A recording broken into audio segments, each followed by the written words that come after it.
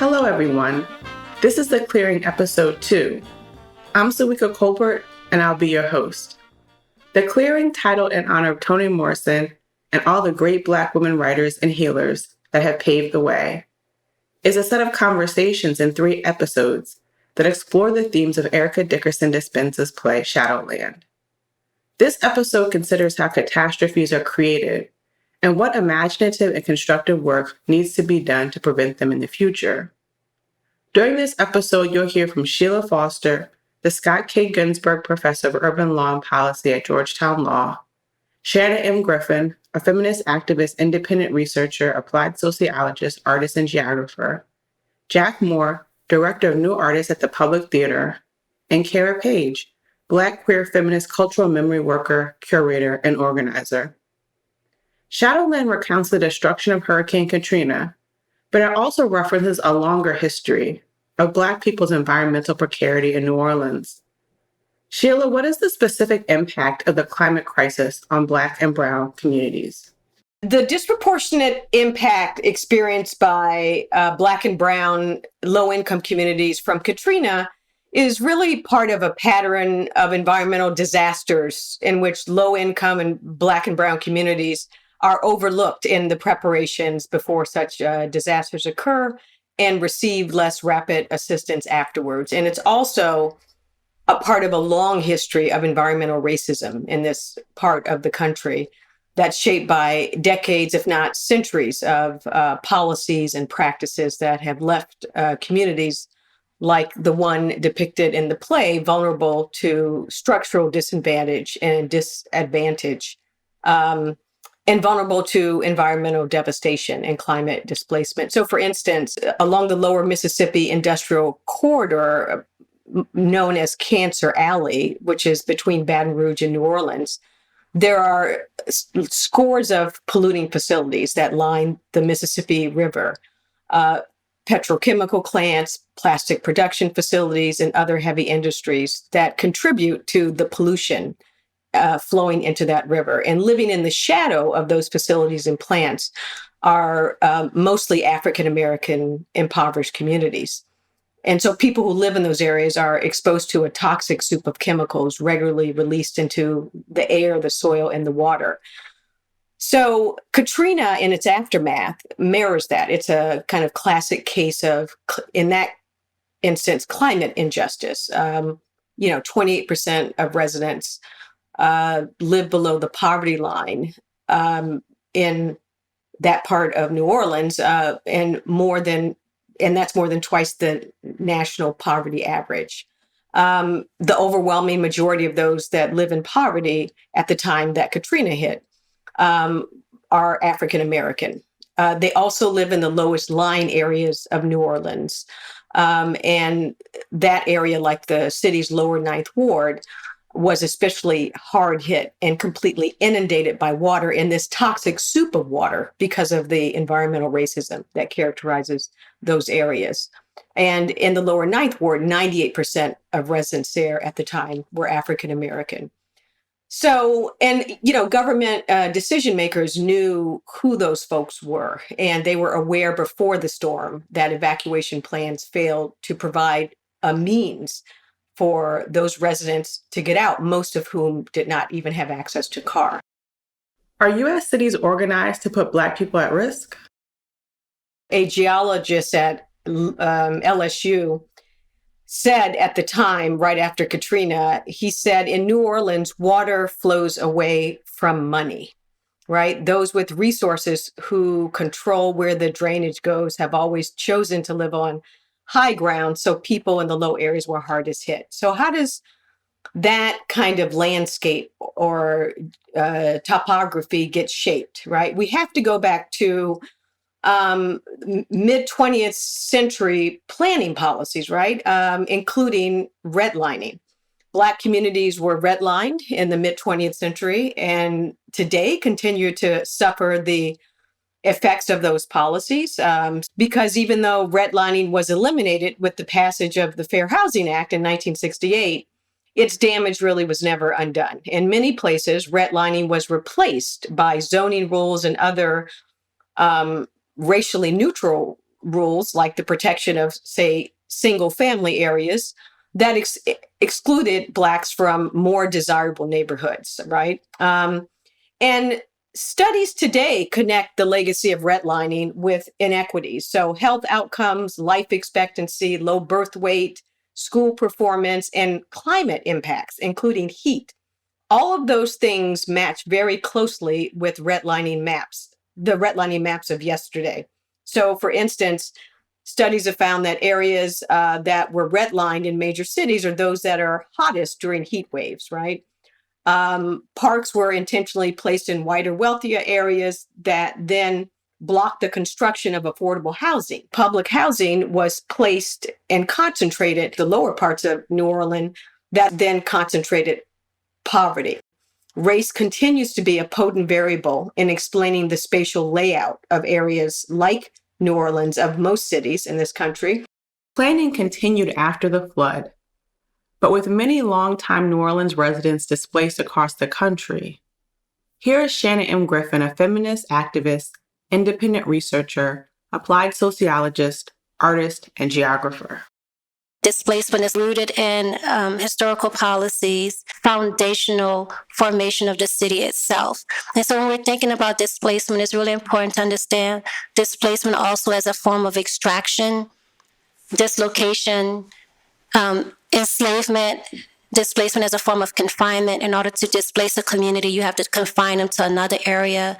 Displacement is also rooted in various forms of policing, criminalization, and disappearance. And thinking about the history of displacement, I will argue that it's directly tied to Louisiana's, the formation of the city itself as a carceral landscape and colonial enterprise, and also directly connected to Louisiana residential lease law, which was enacted in 1825 during the antebellum period, a time in which New Orleans served as the largest slave trading market in the country. And so when we're thinking about the various forms of violence that exist in the shadows, these forms of violence are directly rooted in residential lease laws, and the state has not changed for almost 200 years, just with small, minimal amendments, if any. And I also want to just be careful in thinking about displacement that we not tie displacement to gentrification only. When we just talking about Hurricane Katrina is a clear classic example of how communities have been displaced. And so over 1.5 million people were displaced from the Gulf region in 2005. And today in the city of New Orleans, there are 100,000 less Black people because of those policies that I say are, designed to make people disappear, were implemented and were unfortunately very successful. And how are we choosing to develop or not develop and invest in communities? And many of these industrial facilities were once plantations, many of whom were sugar and cotton plantations. And so we still see this historical connection and tie to racial slavery. And it's hard in my work to engage in any conversations about displacement without thinking about the strategic ways racial slavery serve in a strategic role that New Orleans played in developing the country as a global economic empire through the unfree labor of Black people to build the city.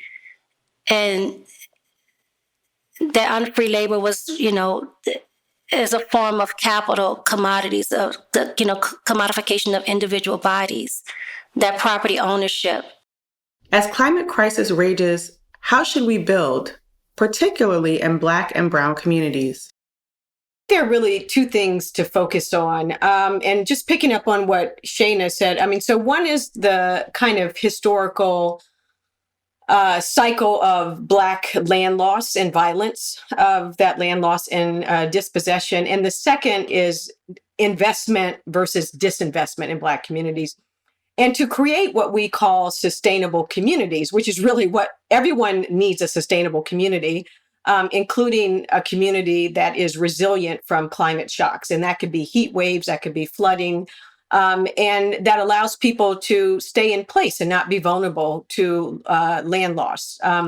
So there are some responses that are emerging in Black and Brown communities to try to protect folks from land loss, such as community land trust, for instance, which started in the Black rural South.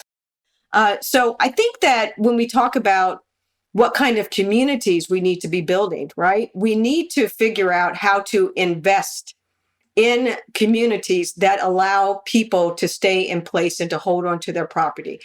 The kind of communities we need are communities that are going to be built with a different economic model that's not an extractive one, and that allows people to create and collectively build wealth in their community. Could you just explain briefly, conceptually, what is the distinction between a community land trust model and an extractive model based on capitalism? What a community land trust does is that instead of allowing the market to capture that value, a community land trust captures that, keeps it, and reinvests it in affordability. So, for instance, if you buy a piece of land as a developer or a single homeowner, you own the land and everything on top of it. What a community land trust does is the land trust will hold the land, will own the land and hold it for the community. But the housing on top of it or businesses on top of it can be rented out or sold at a very affordable rate and resold at an affordable rate. It does not allow the profits to be extracted from the land by individuals or developers. And so that's the difference, is an extractive model versus a model that builds collective community wealth and doesn't allow one individual to extract everything out of it. You can profit when you resell it, the land on a community land trust, but you have a limited equity option in your lease or mortgage restriction if you're on housing on top of that CLT. Shadowland also offers a model of community land trust of sorts. I'm joined by Jack Moore and Cara Page. Jack, what does ownership mean in the context of the play? The thing I love about the way that Erica talks about ownership in this play is that to own something means that you have a responsibility to something, which is Magalee's argument to Ruth, which is Ruth wants to go build her own thing, define herself and who she is in the world in her own way. And Magalee's point is that our family owns this place. Your father and I built this place. And so we are responsible for it. We are responsible for carrying the legacy that you inherit for it. You have a responsibility to this place. You can't just sell it or throw it away. Climate change is deeply embedded in a disaster-based economy that then disenfranchises Black people and Indigenous people to the lands that were their own. But whiteness comes in and not only takes the land, buys the culture, tries to buy the memory. That's impossible. What I mean by capitalist dispossession is this, and I think it is this idea that capitalism can possess a people, a memory, a place that's so transactional. It is not based on any spiritual, cultural idea of the survival of our communities. So what I see in the women is a Black feminist realm, right? That says we are anti-capitalist, of wanting to hold on to shadowland is as much about the existence and memory of people, the memory of their families, their traditions. To me, the second line is also about holding the line for your people. Don't leave anyone behind. Bring them forward. Your ancestors are with you towards the future. You don't leave anyone behind. And the musical traditions of New Orleans, I think, are also about that same idea of vibration, literally bringing vibration towards the future, towards a better universe. That's so powerful, because we often think of capitalism as all-encompassing and not having an outside. But what we know is that there are practices that exceed capitalism's ability to capture.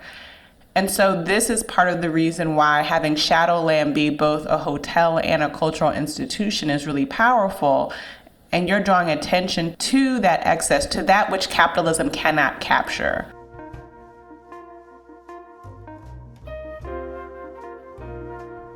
This has been The Clearing Episode 2. The conversation included Sheila Foster, the Scott K. Ginsburg Professor of Urban Law and Policy at Georgetown Law, Shana M. Griffin, a feminist activist, independent researcher, applied sociologist, artist, and geographer, Jack Moore, Director of New Artists at the Public Theater, Cara Page, Black queer feminist, cultural memory worker, curator, and organizer, and me, your host, Soyica Colbert, Idle Family Professor of African American Studies and Performing Arts at Georgetown University. Join us for Episode 3, which considers the essential role of art in recovering from a catastrophe.